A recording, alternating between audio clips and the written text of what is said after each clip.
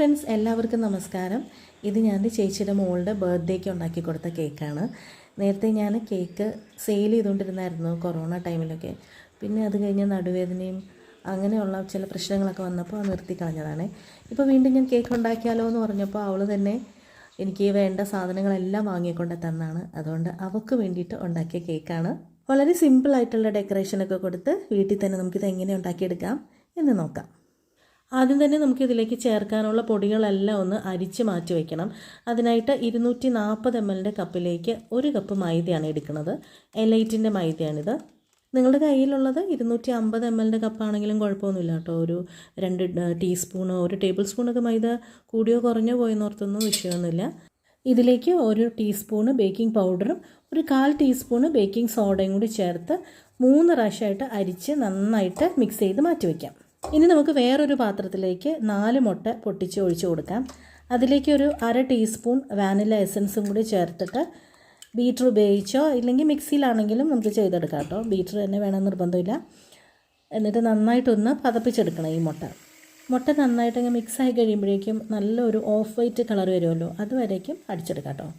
ഇനി നമുക്കിതിന് ആവശ്യമായിട്ടുള്ള പഞ്ചസാര എടുക്കാം. ഞാനിവിടെ 1/2 കപ്പ് പഞ്ചസാര, അതായത് 60 ml കപ്പിന് 1/2 കപ്പ് പഞ്ചസാര എടുത്ത് പൊടിച്ച് ഇതിലേക്ക് ചേർക്കുകയാണ്.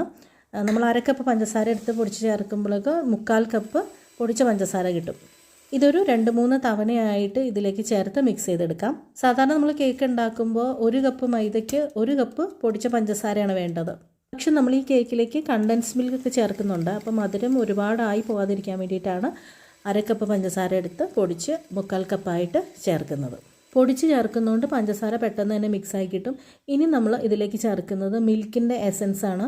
നമ്മൾ കേക്കിൻ്റെ സാധനങ്ങളൊക്കെ വാങ്ങുന്ന കടയിൽ നിന്ന് തന്നെ ഇത് കിട്ടും. ഇതൊരു 5-6 ഡ്രോപ്പ് മാത്രം ഇതിലേക്ക് ഒഴിച്ചു കൊടുത്തിട്ട് ഇത് നന്നായിട്ടൊന്ന് മിക്സ് ചെയ്തെടുക്കാം. ഇതെല്ലാം ഒന്ന് മിക്സായി കഴിഞ്ഞാൽ നമുക്കിതിലേക്ക് ഓയിൽ ചേർത്ത് കൊടുക്കാം. സൺഫ്ലവർ ഓയിൽ ഒരു 1/4 കപ്പ് ചേർത്ത് കൊടുക്കാം. 30 ml കപ്പാണ് കേട്ടോ ഇത്. ഓയിൽ ഒഴിച്ചു കഴിഞ്ഞാൽ ജസ്റ്റ് ഒന്ന് മിക്സ് ചെയ്തെടുക്കാനേ പാടുള്ളൂ. ഒരുപാട് നേരം ബീറ്റ് ചെയ്യരുത്. അങ്ങനെ ചെയ്താൽ ചിലപ്പോൾ ഈ ബാറ്ററിൻ്റെ കൺസിസ്റ്റൻസിയൊക്കെ അങ്ങ് മാറിപ്പോവും. ഇനി നമ്മൾ അരിച്ച് വെച്ചിരിക്കുന്ന മൈദ ഉണ്ടല്ലോ, അത് ഇതിലേക്ക് ഒരു 3 ബാച്ചായിട്ട് ചേർത്ത് ഇതുപോലെ ഒന്ന് മിക്സ് ചെയ്തെടുക്കാം. വീഡിയോ ഭയങ്കര ലെങ്തി ആയി പോകുമല്ലോ എന്നോർത്ത് ഞാൻ ഭയങ്കരമായിട്ട് സ്പീഡ് കൂട്ടിയിട്ടതാട്ടോ. ഇതിന് നമ്മൾ ഇത്ര സ്പീഡിലല്ല പൊടി മിക്സ് ചെയ്യേണ്ടത്. വളരെ സാവധാനത്തിൽ വേണം പൊടി മിക്സ് ചെയ്തെടുക്കാനായിട്ട്. ഓരോ ബാച്ച് പൊടി ഇടുമ്പോഴും ആദ്യം ഇട്ട പൊടി നന്നായിട്ട് മിക്സ് ആയി എന്ന് ഉറപ്പ് വരുത്തിയിട്ട് വേണം അടുത്ത ബാച്ച് ഇടാൻ. ഇത് കുറച്ച് ബദാമും പിന്നെ കാഷ്യൂനട്ടുമാണ്. പറയുവാണെങ്കിൽ ഒരു 8 ബദാമും 8 കാഷ്യൂനട്ടും കാണും. അത് 1 ടേബിൾ സ്പൂൺ മൈദയിൽ ജസ്റ്റ് ഇങ്ങനെ ഒന്ന് കോട്ട് ചെയ്തെടുത്താണ്. അത് ഇതിലേക്ക് ഈ ബാറ്ററിലേക്ക് ചേർത്തിട്ട് സ്പാച്ചിൽ വെച്ച് മിക്സ് ചെയ്തെടുക്കാം. ഇത്രയേ ഉള്ളൂ. നമ്മൾ ചേർക്കാനുള്ളതെല്ലാം ഇതിൽ ചേർത്ത് കഴിഞ്ഞു. ഇനി നമ്മൾ കേക്ക് ബേക്ക് ചെയ്യാനുള്ള ട്രേയിലേക്ക് കുറച്ച് ഓയിൽ സ്പ്രെഡ് ചെയ്ത് അതിൻ്റെ ഉള്ളിലേക്ക് ഒരു ബട്ടർ പേപ്പറും കൂടി ഇറക്കി വെച്ച് കൊടുക്കാം. എന്നിട്ട് അതിലേക്ക് ഈ ബാറ്റർ ഒഴിച്ചു കൊടുത്തിട്ട് ഒരു 20 തൊട്ട് 25 പ്രാവശ്യം വരെയെങ്കിലും ഒന്ന് നന്നായിട്ട് ടാപ്പ് ചെയ്ത് കൊടുക്കണം. പൊടി മിക്സ് ചെയ്യാൻ തുടങ്ങിയപ്പോൾ തന്നെ ഞാൻ ഈ കേക്ക് ബേക്ക് ചെയ്യാനുള്ള പാത്രം അടുപ്പത്ത് വെച്ച് ഒരു മീഡിയം ഫ്ലെയിമിൽ 5 മിനിറ്റ് നേരത്തേക്ക് പ്രീഹീറ്റ് ചെയ്തിട്ടുണ്ടായിരുന്നു. ഇതിലേക്ക് ഒരു റിങ്ങും ഇറക്കി വെച്ച് അതിൻ്റെ മേളിൽ വേണം നമ്മുടെ ഈ ബേക്കിംഗ് ട്രേ വെച്ച് കൊടുക്കാൻ. എന്നിട്ട് മൂടി വെച്ചിട്ട് മീഡിയത്തിൻ്റെയും ലോയിൻ്റെയും ഇടയ്ക്കായിട്ട് ഫ്ലെയിം സെറ്റ് ചെയ്ത് ഒരു 30 മിനിറ്റ് ബേക്ക് ചെയ്യുമ്പോൾ തന്നെ നമ്മുടെ കേക്ക് റെഡിയായി കിട്ടും. കേക്ക് വെന്തിട്ടുണ്ടോ എന്ന് അറിയാനായിട്ട് ഒരു ഈർക്കിലി എന്തെങ്കിലും അതിൻ്റെ സെൻറ്ററിലൊന്ന് ഇറക്കി കൊടുത്തിട്ട് നോക്കിയാൽ മതി. ഈർക്കിലിൽ എന്തെങ്കിലും പറ്റി പിടിച്ചിരിക്കുന്നുണ്ടെങ്കിൽ ഒരു 10 മിനിറ്റ് കൂടെ അടച്ചു വെച്ച് ചെറുതീയിൽ തന്നെ വേവിച്ചെടുക്കാം. ചെറുതായിട്ട് ചൂടൊന്ന് ആറിക്കഴിയുമ്പോൾ തന്നെ നമുക്ക് ഈ ബേക്കിംഗ് ട്രേയുടെ ഉള്ളിൽ നിന്ന് കേക്ക് ഡീമോൾഡ് ചെയ്തെടുക്കാം. ഇല്ലെങ്കിൽ അതിൻ്റെ സൈഡൊക്കെ ചിലപ്പം ഭയങ്കരമായിട്ട് ക്രിസ്പി ആയി പോകും. അപ്പോൾ ഇങ്ങനെ തന്നെ ഇരുന്ന് കേക്ക് ഒന്ന് തണുത്ത് വരണം. കേക്ക് നന്നായിട്ട് തണുത്തതിന് ശേഷം മാത്രമേ കട്ട് ചെയ്യാൻ പാടുള്ളൂ. ശരിക്കും ഇന്നുണ്ടാക്കിയിട്ട് നാളെ കട്ട് ചെയ്യുന്നതാണ് നല്ലത്. അപ്പോഴേ കേക്കിൻ്റെ എക്സാക്റ്റ് ടേസ്റ്റ് നമുക്ക് കിട്ടുകയുള്ളൂ. അല്ലെങ്കിൽ ചിലപ്പോൾ മുട്ടയുടെ ടേസ്റ്റൊക്കെ നമുക്ക് ഇങ്ങനെ മുന്നിട്ട് നിൽക്കും. ഇത് 7 ഇഞ്ചിൻ്റെ ട്രേയിലാണ് കേട്ടോ ഉണ്ടാക്കിയിരിക്കുന്നത്. അതുകൊണ്ടാണ് ഹൈറ്റ് കുറഞ്ഞിട്ട് വീതിയിൽ കിട്ടിയിരിക്കുന്നത്. 6 ഇഞ്ചിൻ്റെ ട്രേ ആണെങ്കിൽ കുറച്ചും കൂടി നല്ല ഹൈറ്റിൽ കിട്ടും.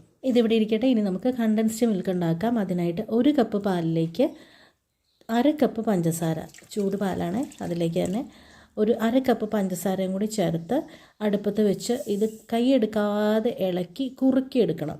തീ ഇടയ്ക്കിടയ്ക്ക് കൂട്ടിയും കുറച്ചുമൊക്കെ വെച്ച് പെട്ടെന്ന് കണ്ടൻസ്ഡ് മിൽക്ക് വീട്ടിൽ തന്നെ നമുക്ക് ഉണ്ടാക്കിയെടുക്കാം. അതിനായിട്ട് കട വരെ ഒന്നും പോകേണ്ട കാര്യമില്ല. ശരിക്കും ഒന്ന് കുറുകി വരുമ്പോൾ ഇതിലേക്ക് 1 ടീസ്പൂണ് ബട്ടർ കൂടെ ചേർത്ത് മിക്സ് ചെയ്തെടുക്കുക. അപ്പോൾ നല്ലൊരു ടേസ്റ്റ് ആകും. ഒരുപാടങ്ങ് കുറുക്കിയെടുക്കണ്ട. ചെറുതായിട്ടൊന്ന് കുറുകി വരുമ്പോൾ തന്നെ നമുക്ക് ഫ്ലെയിം ഓഫ് ചെയ്തിട്ട് തണുക്കാനായിട്ട് മാറ്റി വയ്ക്കാം. ഇനി നമുക്ക് കേക്ക് 3 ലെയറായിട്ട് കട്ട് ചെയ്തെടുക്കാം. കേക്ക് ഇപ്പോൾ നന്നായിട്ട് തണുത്തിട്ടുണ്ട്. ഇതിൻ്റെ ടോപ്പ് പോർഷൻ ഉണ്ടല്ലോ, ഇങ്ങനെ മുകളിലേക്ക് പൊന്തി വന്നിരിക്കുന്ന ആ പോർഷൻ, അത് നമ്മൾ കട്ട് ചെയ്ത് മാറ്റണം. എന്നിട്ട് ഈ 3 ലെയറും ഏറെക്കുറെ ഒരേ ഷേപ്പിൽ തന്നെ വേണം കട്ട് ചെയ്തെടുക്കാനായിട്ട്, ഒരേ തിക്നെസ്സിൽ. ഞാനിപ്പോൾ കട്ട് ചെയ്യാനായിട്ട് ഉപയോഗിക്കുന്ന ഈ കത്തി ഉണ്ടല്ലോ, നമ്മൾ മരമൊക്കെ മുറിക്കാനായിട്ട് ഉപയോഗിക്കുന്ന വാളില്ലേ, അതുപോലെ ഇരിക്കും ഇതിൻ്റെ ഒരു മൂർച്ചയുള്ള ഭാഗം. അത് വെച്ചിട്ട് ഇതുപോലെ ടേൺ ടേബിളിൻ്റെ പുറത്ത് കേക്ക് വെച്ച് ഇങ്ങനെ റൊട്ടേറ്റ് ചെയ്ത് വിട്ടാൽ കറക്റ്റായിട്ട് നമുക്ക് കട്ട് ചെയ്തെടുക്കാൻ പറ്റും കേട്ടോ. ഇനി കേക്ക് സോക്ക് ചെയ്യാനുള്ള മിക്സ് തയ്യാറാക്കിയെടുക്കാം. 3/4 കപ്പ് പാലിലേക്ക് നമ്മൾ തയ്യാറാക്കി വെച്ചിരിക്കുന്ന കണ്ടൻസ്ഡ് മിൽക്കും കൂടെ ചേർത്ത് മിക്സ് ചെയ്തെടുക്കാം.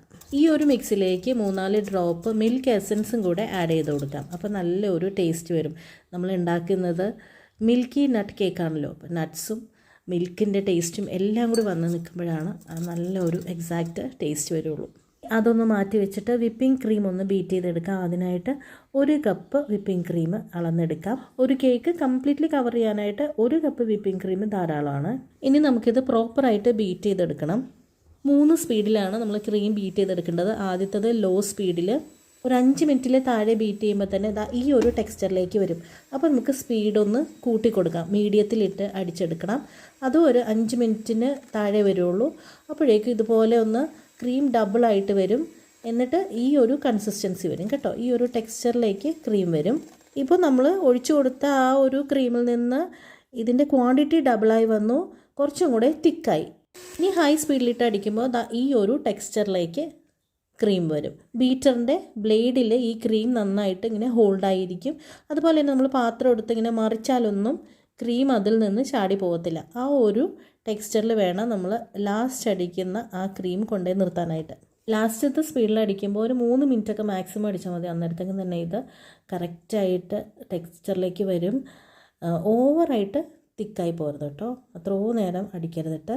നമുക്ക് കേക്ക് ഷേപ്പ് ചെയ്തെടുക്കാനൊക്കെ ഭയങ്കര ബുദ്ധിമുട്ടായിരിക്കും. അപ്പോൾ ഇനി നമുക്ക് കേക്ക് സെറ്റ് ചെയ്യാൻ തുടങ്ങിയാലോ. ടേൺ ടേബിളിൻ്റെ പുറത്തേക്ക് ഒരു കേക്ക് ബോർഡ് വെച്ച് കൊടുത്തിട്ട് അതിലേക്ക് കുറച്ച് ക്രീം സ്പ്രെഡ് ചെയ്ത് കൊടുക്കാം. കേക്കിൻ്റെ മേൽഭാഗത്തു നിന്ന് കട്ട് ചെയ്ത ആദ്യത്തെ ലെയർ ഉണ്ടല്ലോ, അതാണ് നമ്മളിവിടെ ആദ്യം വെച്ച് കൊടുക്കുന്നത്.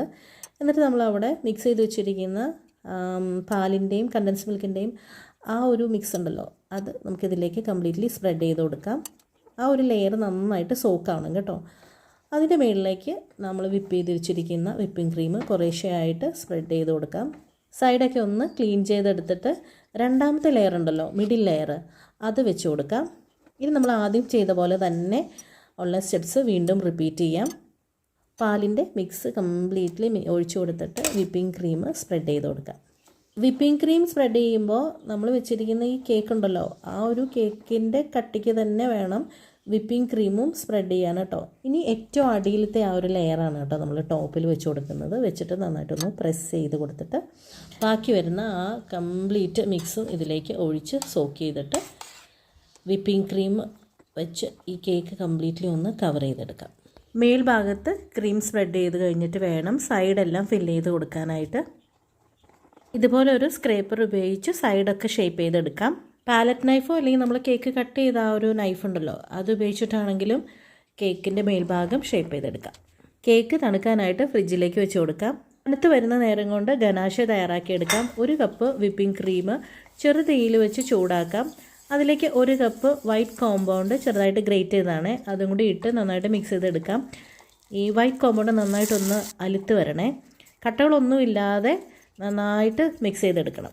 ഇത് ചെറു ചൂടോടെ വേണം കേക്കിൽ ഒഴിച്ചു കൊടുക്കാനായിട്ട്. അതിനായിട്ട് കുറച്ച് തണുക്കാനായിട്ട് വെയിറ്റ് ചെയ്യാം. കംപ്ലീറ്റ്ലി തണുക്കരുത് കേട്ടോ, ചെറിയ ചൂട് വേണം. ഫ്രിഡ്ജിലിരുന്ന് കേക്ക് നന്നായി തണുത്തിട്ടുണ്ട്. ഇനി ആ കേക്ക് വെളിയിലെടുത്ത് ഇതുപോലെ ഒരു പാത്രം വെച്ചിട്ട് അതിൻ്റെ മുകളിലേക്ക് വെച്ച് കൊടുക്കാം.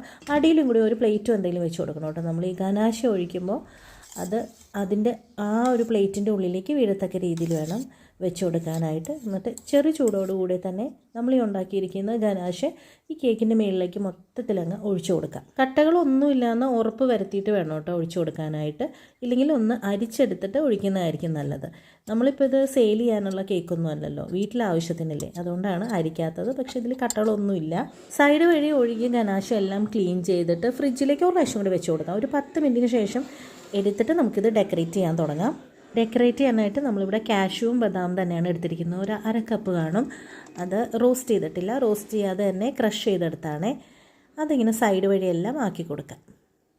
കയ്യിലെടുത്തിട്ട് ഇങ്ങനെ പേസ്റ്റ് ചെയ്യുന്നതിനേക്കാൾ എളുപ്പമാട്ടോ ഇതുപോലെ സ്ക്രേപ്പർ എന്തെങ്കിലും എടുത്ത് അതിൽ വെച്ചിട്ട് ഇങ്ങനെ പേസ്റ്റ് ചെയ്ത് കൊടുക്കുന്നത്. പെട്ടെന്ന് ഇത് നമുക്ക് ചെയ്ത് തീർക്കാൻ പറ്റും. സെൻറ്ററിലായിട്ട് ഈ ഡാർക്ക് കോമ്പൗണ്ടിൻ്റെ ചെറിയൊരു ബോൾ ഉണ്ടാക്കിയെടുത്താൽ കേട്ടോ, അത് വെച്ച് കൊടുത്തിട്ട് അതിൻ്റെ ചുറ്റിനും ബദാം വെച്ച് ഇങ്ങനെ ഒരു ഫ്ലവറിൻ്റെ ഒരു ഷേപ്പ് കൊടുത്തു. കുറച്ചുകൂടെയൊക്കെ ഭംഗിയാക്കാനായിട്ട് ഇതിൻ്റെ മുകളിൽ ചോക്ലേറ്റ് ഡെക്കറേഷൻസ് അങ്ങനെ എന്തെങ്കിലുമൊക്കെ ചെയ്ത് കൊടുക്കാവുന്നേ ഉള്ളൂ. പക്ഷേ ഞാനിത് ഇവിടെ കൊണ്ട് നിർത്തുകയാണ്. കാരണം കുറേ നാൾ കൂടി ഇങ്ങനെ ഒരു വർക്ക് ചെയ്യുന്നതുകൊണ്ട് പെട്ടെന്ന് ടയേർഡായിപ്പോയി. പക്ഷേ സിമ്പിളാണെങ്കിലും ബ്യൂട്ടിഫുൾ അല്ലേ, കാണാനും നല്ല ഭംഗിയാണ്. ടേസ്റ്റോ പറയാനില്ല കേട്ടോ, നല്ല ടേസ്റ്റുള്ള ഒരു കേക്കാണിത്. അപ്പോൾ നമ്മുടെ മിൽക്കി നട്ട് കേക്ക് ഇവിടെ റെഡി ആയിട്ടുണ്ട്. ഇനി ഇതൊരു 3-4 മണിക്കൂർ നേരത്തേക്കെങ്കിലും മിനിമം ഫ്രിഡ്ജിൽ വെച്ച് തണുപ്പിച്ചെടുത്താൽ ഓൾ സെറ്റ്. ഇവിടെ ഹാപ്പി ബർത്ത്ഡേ ഒക്കെ പാടി തുടങ്ങിയിട്ടുണ്ട്. കേക്ക് മുറിക്കുകയാണ്. വീഡിയോയിൽ വരാനായിട്ട് ആർക്കും താല്പര്യമില്ലാത്തതുകൊണ്ടാണ് കേട്ടോ ആരെയും ഞാൻ ഈ ക്ലിപ്പിൽ ഉൾപ്പെടുത്താത്തത്. കേക്ക് നല്ല സോഫ്റ്റാണ് ആൻഡ് വെരി ടേസ്റ്റി ടു. ഇത് കട്ട് ചെയ്യുമ്പോൾ തന്നെ നിങ്ങൾക്ക് മനസ്സിലാകുന്നില്ലേ. അല്ലെങ്കിലും നമ്മൾ നന്നായിട്ട് ഈ ഷുഗർ സിറപ്പോ അല്ലെങ്കിൽ മിൽക്കൊക്കെ ഒഴിച്ച് സോക്ക് ചെയ്ത് കഴിയുമ്പോഴേക്കും നല്ല ടേസ്റ്റ് ആയിരിക്കും കേക്കിന്. നമ്മൾ കടയിൽ നിന്നൊക്കെ വാങ്ങുന്ന കേക്കൊക്കെ ഭയങ്കരമായിട്ടിരുന്ന് ഡ്രൈ ആയി പോയി കാണും. കാരണം ദിവസങ്ങളോളം കടയിൽ ഇരിക്കുന്നതല്ലേ അത്. അപ്പോൾ ഭയങ്കരമായിട്ട് ഡ്രൈ ആയി പോകുന്നതുകൊണ്ടാണ് ആ കേക്കിൻ്റെ ഒക്കെ ടേസ്റ്റ് തന്നെ മാറിപ്പോകും. നമുക്ക് ആ ഒരു നല്ലൊരു ഫ്രഷ് ഫീൽ കിട്ടാത്തത്. അതുകൊണ്ട് നമുക്ക് വീട്ടിൽ തന്നെ ഉണ്ടാക്കി നോക്കാം. ചിലപ്പോൾ അങ്ങോട്ടും ഇങ്ങോട്ടൊക്കെ ചെറിയ പാളലൊക്കെ ഉണ്ടാവുമായിരിക്കും. എന്നാൽ പോലും നല്ല ഫ്രഷ് ആയിട്ടുള്ള സാധനം നമുക്ക് കഴിക്കാമല്ലോ. കേക്ക് നിങ്ങൾ എന്താണെങ്കിലും വീട്ടിൽ ട്രൈ ചെയ്ത് നോക്കണം. നല്ല ടേസ്റ്റുള്ളൊരു കേക്കാണ്. ചാനലിനെ സപ്പോർട്ട് ചെയ്യണം. വീഡിയോസൊക്കെ കണ്ടിട്ട് ഉണ്ടാക്കി നോക്കണം. എന്നിട്ട് നിങ്ങളുടെ ലൈക്കും ഷെയറും കമൻറ്റും ഒക്കെ എന്നെ അറിയിക്കണേ. അപ്പോൾ എന്നും പറയുന്ന പോലെ തന്നെ സപ്പോർട്ട് ചെയ്യുന്ന എല്ലാവർക്കും നന്ദിയുണ്ട്. വീണ്ടും അടുത്തൊരു നല്ല വീഡിയോ ആയിട്ട് വരുന്നതായിരിക്കും. അതുവരേക്കും നന്ദി, നമസ്കാരം.